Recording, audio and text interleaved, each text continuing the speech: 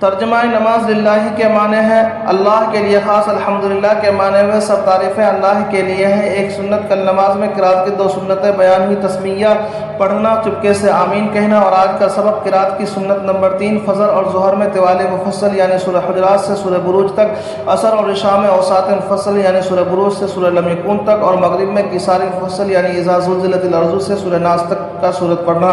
एक कबीरा गुनाह, बड़े बड़े गुनाह जिन पर सख्त अज़ाब की वईदें आई हैं, उनमें से एक बड़ा गुनाह यह है कि बावजूद कुदरत के ज़रूरतमंद की मदद न करना। गुनाह के नुकसानात, गुनाहों का एक नुकसान यह है कि गुनाह की नहुसत न सिर्फ गुनहगार को पहुँचती है बल्कि उसका ज़रर दूसरी मखलूक़ात को भी पहुँचता है, हत्ता कि